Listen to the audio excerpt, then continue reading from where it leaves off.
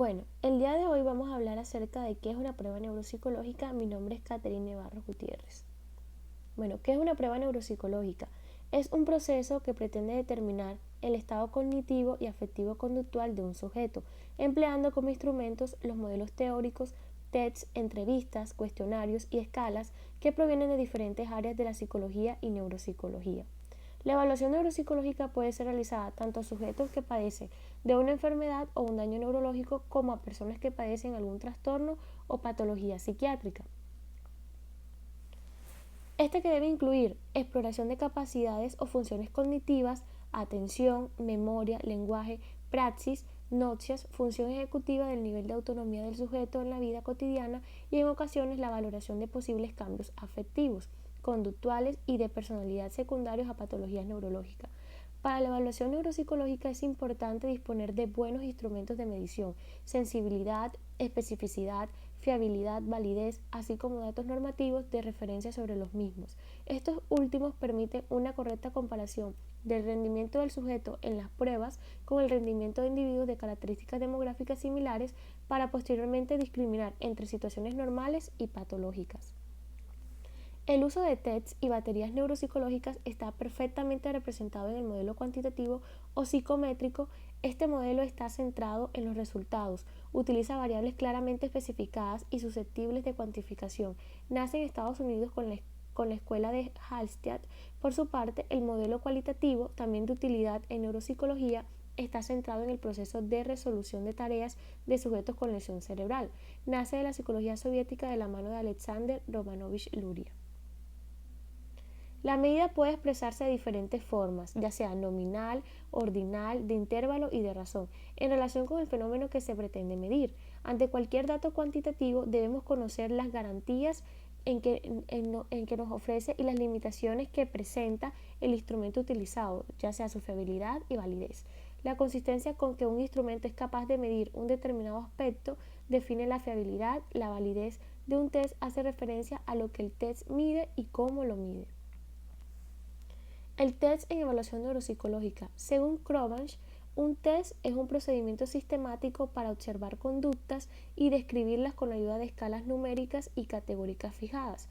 Los tests son parte del instrumental del diagnóstico neuropsicológico.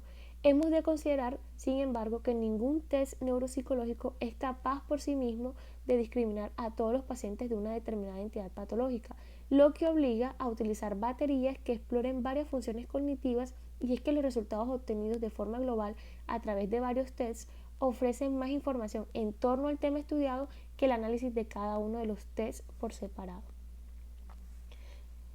Por esta razón existen instrumentos de evaluación neuropsicológica variados que podríamos resumir en tres grandes grupos. Estos son los instrumentos de rastreo cognitivo, las baterías neuropsicológicas generales y los tests específicos de función.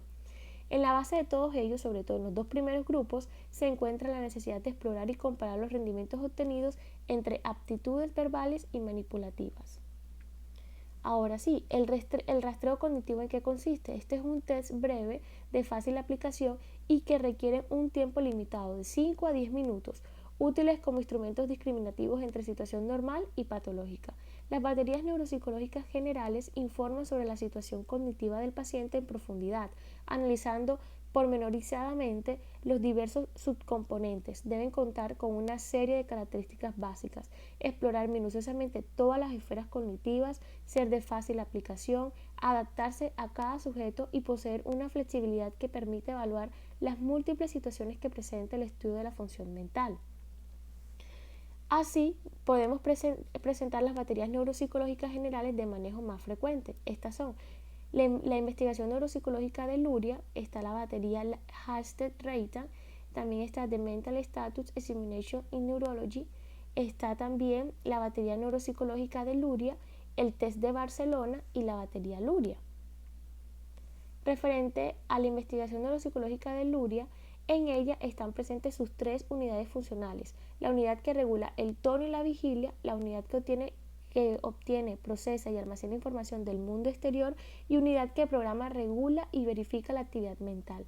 La batería viene compuesta por 11 secciones fundamentales. Estas son la dominación cerebral, las funciones motoras, la organización acústica motora, las funciones cutáneas superiores y sinestésicas, las funciones visuales superiores, el habla efectiva, las funciones de habla superiores, escritura y lectura, habilidades aritméticas, memoria y procesos intelectuales.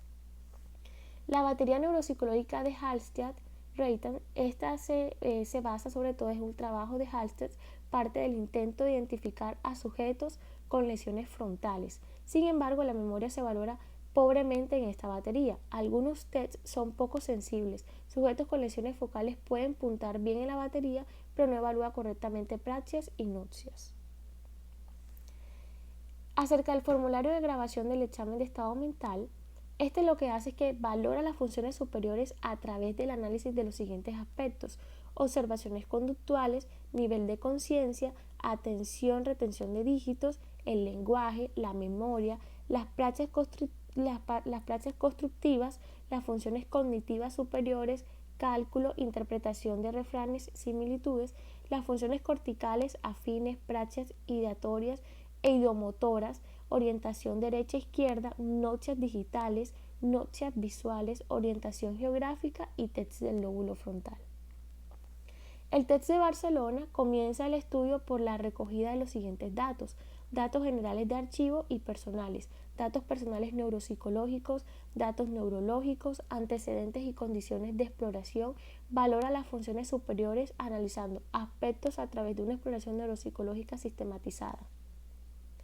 Ahora, la batería de Luria se presenta organizada en 4 grupos de pruebas, que son las funciones motoras sensoriales, el lenguaje hablado, el lenguaje escrito y aritmética y la memoria.